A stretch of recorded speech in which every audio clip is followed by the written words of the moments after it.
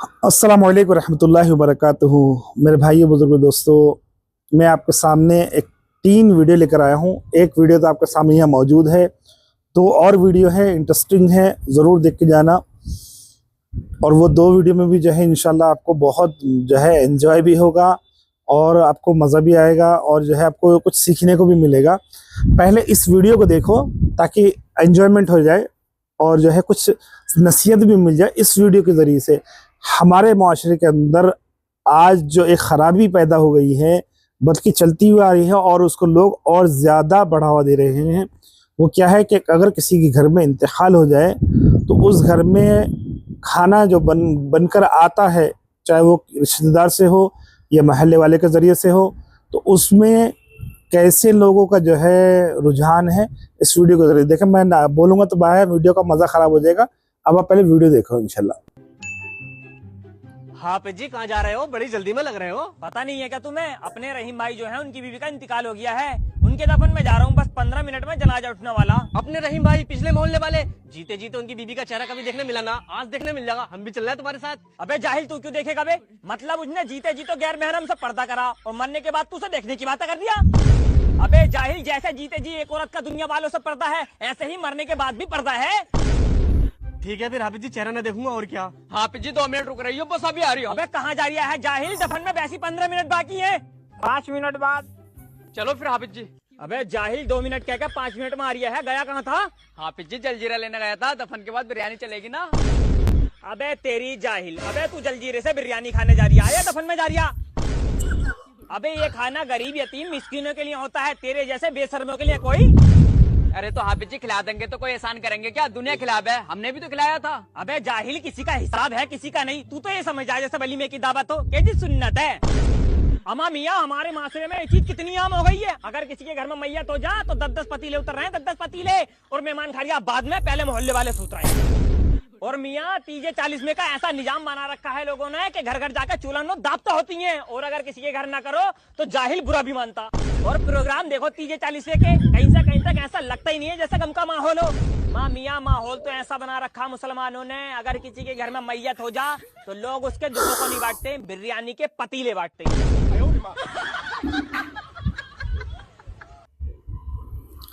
तो देखो, जैसा आपने वीडियो देखी, ये है मुआशरे की खराबी। जो अगर किसी के घर में इंतकाल हो जाए तो हदीस में ये बात जो है बात नहीं, बल्कि उलमा से सुना, मतलब ये जो है कल्चर भी है, होना चाहिए कि जिस घर में मौत हो जाए उस घर के अफराद के लिए, चूँकि वो गम में रहते हैं, तो उनको महल्ले वाले खाना ला के दें, महल्ले वाले रिश्तेदार। लेकिन किसी पर जो है ऐसा ये नहीं है कि वो ही लाना। जैसे हमारे यूपी में, जो वहाँ पर मैं रहता हूँ, अमरोहा डिस्ट्रिक्ट, यूपी उत्तर प्रदेश, वहाँ पर एक रिवाज है कि अगर किसी के घर में मौत हो जाए तो उस, अगर चाहे मतलब जैसे मेरे घर में है, मेरी वालदा का इंतकाल हुआ था जो है बहुत साल पहले, तो या मेरी दादी का इंतकाल हुआ, या फिर मेरी भाभी का इंतकाल हुआ जो मेरे नज़रों के सामने है, या मेरे दादा का इंतकाल हुआ, तो इसमें जो है मेरे दादा का जब इंतकाल हुआ तो मेरी दादी के मायके से खाना आया। जब मेरी भाभी का इंतकाल हुआ तो मेरी भाभी के मायके से खाना आया। जब मेरी वालदा का इंतकाल हुआ तो मेरे मामू के घर से खाना आया। और जब इस तरह जो है, यानी कि मायके से खाना आता है अगर, तो ये रस्म जो है ये गलत है। मोहल्ले का कोई भी इंसान या कोई भी रिश्तेदार खाना ला सकता है, और खाने वाले सिर्फ उस घर के लोग और उस घर में आने वाले मुसाफिर लोग जो मौत में शरीक होने के लिए आते हैं, इंतकाल में शरीक होने के लिए आते हैं, उनको खाना सिर्फ देना चाहिए। तो इस वीडियो के बारे में आपकी क्या राय है, आप ज़रूर कमेंट्स करना कि इस वीडियो से आपने क्या सबक सीखा। और मैं आपको दूसरी वीडियो दिखाता हूँ। इस दूसरी वीडियो में देखो, ये साहिब कह रहे हैं जुम्मा छोड़ना फ़र्ज हो गया है। अब इनकी दलील देखो, और दलील देख के आप खुद जो है इनकी इल्म का मुहासबा कर सकते हो कि इन्हों कितने इल्म वाले हैं। अब वीडियो देखो। अभी तक आपने यही सुना होगा कि जुमा फर्ज है।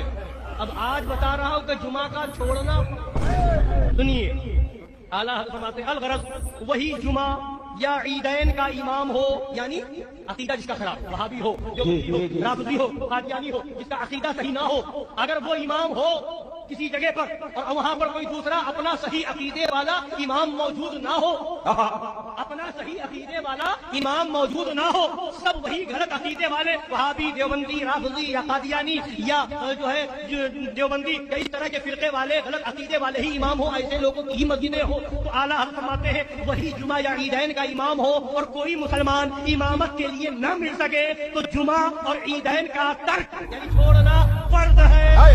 जुमा का छोड़ना।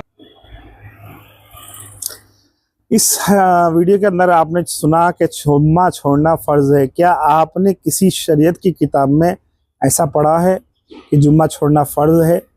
हाँ, मैंने ज़रूर ये पढ़ा है कि अगर कोई इंसान मुसाफिर है या फिर बीमार है, कोई इंसान मुसाफिर है या बीमार है तो उसको जुम्मा छोड़ने की इजाज़त है। वो अपने घर में रहते हुए या अपने सफ़र में रहते हुए जो है ज़ोहर की नमाज अदा कर लेना चाहिए उसको, क्योंकि जुम्मे की नमाज के लिए खुतबा ज़रूरी है।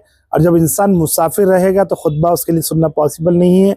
अगर कोई इंसान बीमार रहेगा तो उसको मस्जिद में जाना अगर मुश्किल है तो फिर वो खुतबा नहीं सुन पाएगा। इसलिए जो है वो घर में रहते हुए इंसान जुमा की नमाज के बजाय ज़ोहर की नमाज अदा कर ले या अपने सफ़र के दौरान जो है ज़ोहर की नमाज अदा कर ले। जिससे अगर कोई ट्रेन में है तो वो वक्त हो जाए ज़ोहर का तो जुम्मा उस पर जो है फिर फ़र्ज़ नहीं होगा, उस पर जो है फिर ज़ोहर की नमाज ही बाकी रहेगी जो है सफ़र की नमाज है, यानी कि 2 रकात। अब और एक वीडियो आपको सामने लाता हूँ। अब ये वीडियो आप जो है वीडियो तो नहीं, सॉरी, ये जो है एक थंबनेल है। एक हैदराबाद में एक एरिया है मासेप टैंक, हैदराबाद का मासेप टैंक इलाका है जो मल्लेपल्ली मरकज से बिल्कुल नज़दीक में है, वहाँ से 2 किलोमीटर दूर पे है। वहाँ पर ईद मिलादुन्नबी की नमाज अदा हुई सुबह में। जिस तरह ईद और बकरीद की नमाज अदा होती है उसी तरह ये नमाज जिससे आप देख रहे हो ये ईद मिलादुन्नबी की नमाज अदा की गई है वहाँ पर।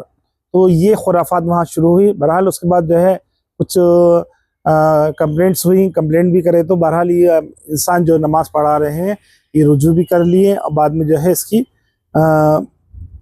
बहरहाल, लेकिन ये अमल नहीं होना चाहिए था और हो गया। अब इसके बाद और एक, अब ये वीडियो देखिए। अब ये कह रहे हैं मिलादुन्नबी के बारे में कुछ। इस बात का ऐलान कर रहा हूँ कि इंशाअल्लाह ताला 12 रबीउल मुनव्वर बरोज़ जुमा और 5 सितंबर इंशाअल्लाह ताला इस तारीख़ी मक्का मस्जिद में साल हा साल से जो मुनक़िद किया जा रहा है खुतबा मीलादुन्नबी सल्लल्लाहु अलैहि वसल्लम, जो तकरीबन 150 साल से ज़ायद वक्फ़े से मनाया जा रहा है। हज़रत बानी जामिया अलैहि रहमा इमाम फ़ज़ीलत जंग अल्लामा मौलाना अनवारुल्लाह फ़ारूक़ी अलैहि रहमत व रिज़वान का क़ायम करदा खुतबा मीलादुन्नबी सल्लल्लाहु अलैहि वसल्लम इंशाअल्लाह ताला बरोज़ जुमा 12 रबीउल मुनव्वर को इस तारीख़ी मक्का मस्जिद में इंशाअल्लाह ताला सुबह ठीक 10 बजे इंशाअल्लाह मुनक़िद होगा। मैं तमाम आशिक़ान रसूल, ग़ुलामान रसूल, तमाम आम्मतुल मुस्लिमीन जितने भी हज़रात यहाँ शरीक होते हैं या किसी वजह से नहीं होते थे अब तक, तो उन तमाम से अपील करता हूँ कि इस खुतबा मीलादुन्नबी में बाअदब बावज़ू इस महफ़िल में शरीक होकर हकीकी इश्क़ रसूल का सबूत दें। और ये खुतबा मीलाद ये 150 साल से नहीं है, 150 साल से तो इसको क़ायम किया गया है। हज़रत बानी जामिया यहाँ हिंदुस्तान में हैदराबाद में इसको क़ायम किए, लेकिन अरबस्तान में नबी करीम सल्लल्लाहु अलैहि वसल्लम के विसाल मुबारक से, बल्कि आपकी जब हीन हयात थी जभी से इस मिलाद को मनाया जाता था। अरब लोग अपने घरों में मिलादुन्नबी मनाते थे, हुजूर की विलादत की खुशी मनाते थे, जुलूस निकालते थे, बाअदब शरीयत के दायरे में रहकर जुलूस निकालते थे, अपने घरों में कसीदे पढ़ते थे और महफिलें सजाते थे अपने घरों में। ये नबी करीम सल्लल्लाहु अलैहि वसल्लम की हीन हयात से ही ये खुतबा मिलाद और जश्न मिलाद को मनाया जा रहा है। 1500 साल से इस मिलाद को मनाया जा रहा है। उसकी एक कड़ी हैदराबाद की तारीख़ी मक्का मस्जिद में इंशाअल्लाह ताला खुतबा मिलाद के जरिए इंशाअल्लाह ताला 12 रबीउल मुनव्वर को सुबह ठीक 10 बजे मुनक़िद की जाएगी। आप तमाम से अपील की जाती है कि बेशुमार तादाद में इस महफिल खुतबा मिलाद में शरीक हो जाएं। सल्लल्लाहु ताला अला खैरि खल्क़ी सय्यिदिना मुहम्मद व अला आलिहि व अस्हाबिहि अजमाइन अल्हम्दुलिल्लाहि रब्बिल आलमीन। तो जैसे आपने वीडियो देखा, इन्हों उसकी निस्बत जो है खुद मदीना तक ले गए, मक्का तक ले गए, कि जबकि इनके कुछ उलेमा से जो मैंने सुना तो वो कहते हैं कि अबू लहब ने नबी सल्लल्लाहु अलैहि वसल्लम की पैदाइश पर एक बांदी को आज़ाद किया। तो अगर वो अमल अबू लहब ने किया था तो फिर उसके ऊपर कुरान के अंदर लानत की हुई है। सूरह कुरैश के अंदर जो है लानत क्यों है? लीलाफी कुरैश, सॉरी सूरह लहब के अंदर, सॉरी माफ़ करना, सूरह लहब के अंदर जो है लहब, अबू लहब के ऊपर जो है लानत क्यों आई है? अगर इतना जो है उसने इतना अच्छा काम किया था तो फिर बाद में जो है उसने ऐसा काम क्यों किया जिसके ज़रिए से अल्लाह ने उसके ऊपर कुरान में लानत भेजी है? तब्बत यदा अबी लहब व तब, ये क्यों लानत भेजी है? तो उसने जो खुशी मनाई थी वो अपने भतीजे के पैदा होने पर मनाई थी, ना कि नबुव्वत पर।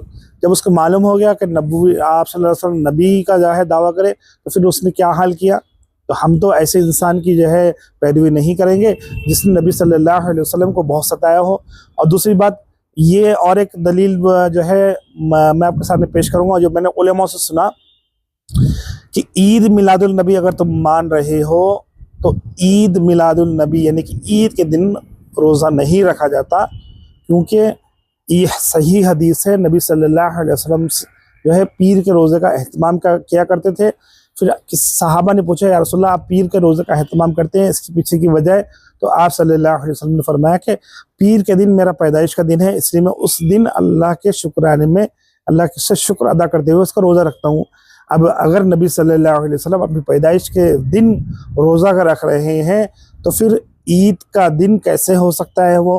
क्योंकि ईद के दिन तो शरीयत के अंदर रोज़ा रखना मना है। बताओ, अगर ईद बकरीद को कोई रोज़ा रखता है, ईद बकरीद को रोज़ा रखना तो हराम है।